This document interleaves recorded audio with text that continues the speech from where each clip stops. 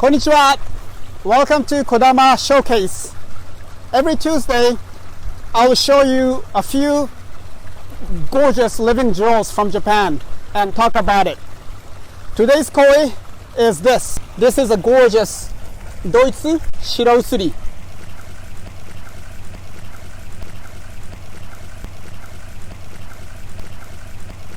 By the way, if you do not know me, my name is Kodama from Kodama Koi Farm. If this is your first time to see me or watch this video, please remember my name and Kodama Koi Farm.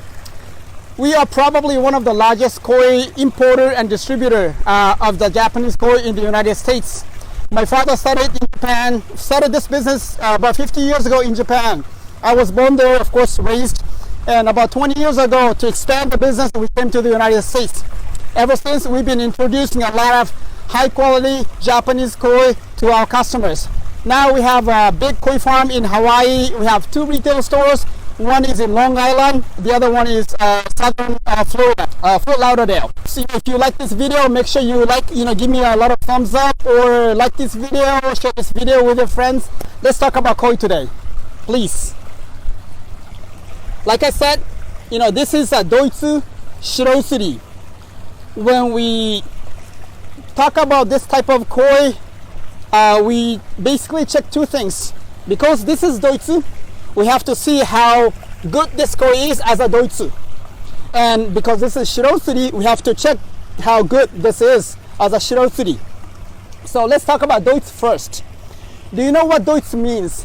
Doitsu means Germany in Japan. Many years ago, over 100 years ago, Japan imported scaleless carp from Germany. In Germany, they developed the carp. They eat carp for the food, and because it's kind of a waste of time to take off all the scales, so they developed scaleless carp. So Japan imported those scaleless carp from Germany to Japan, and one breeder over 100 years ago, Mr. Akiyama, thought it would be interesting to cross that German carp to a Japanese koi, and that's what they did. So this is a Doitsu koi, so it's a scaleless.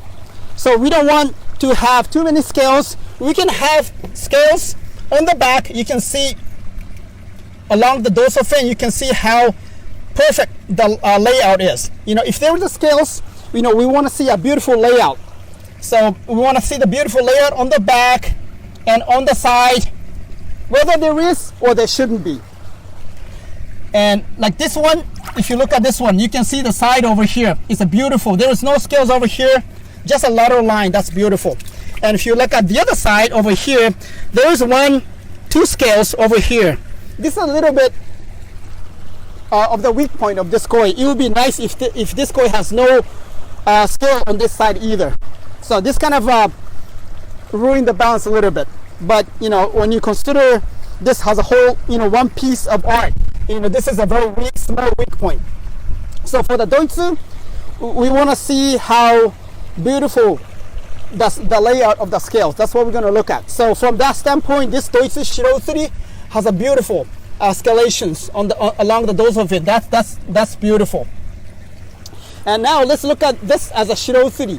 As you know, Shiro Utsuri is a black and white koi. We like to see a nice balance of the black and the white.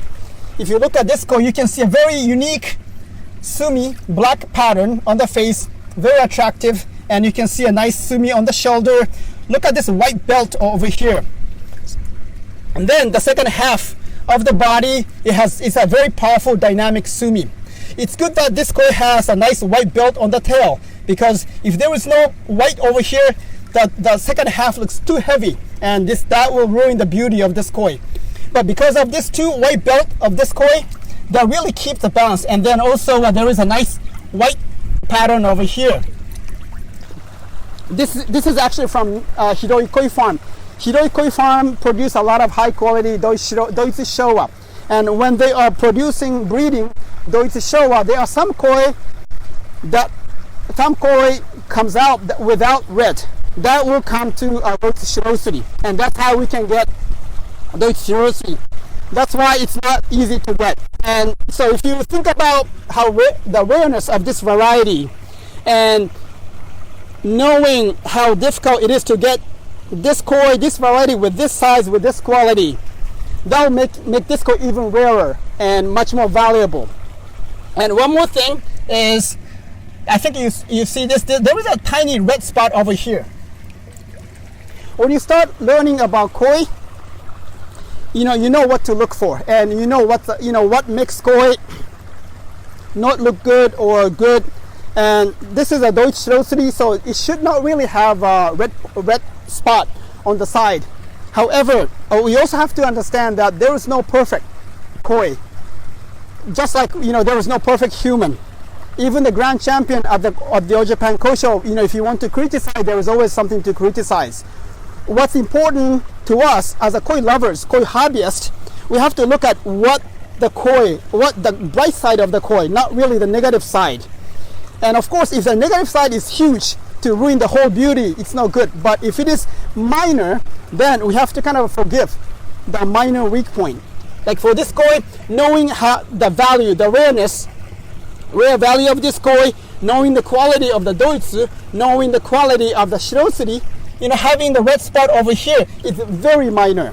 If you look at them from this, look at this koi from the top, just think about this koi in your pond. You don't usually see the red spot on the side. It's kind of far back to the bottom. So what I want to say here is that let's not ask for the perfect. If there is a weak point, that's okay, as long as if the weak point is very minor. I guess this is it for today. I hope you learned something, and I hope you like watching this beautiful rare piece of art. And if you have any questions, make sure you leave some comments in the message, and I'll try to get back to you as much as possible. Thank you very much for watching. I'll see you next Tuesday. Thank you. Bye bye.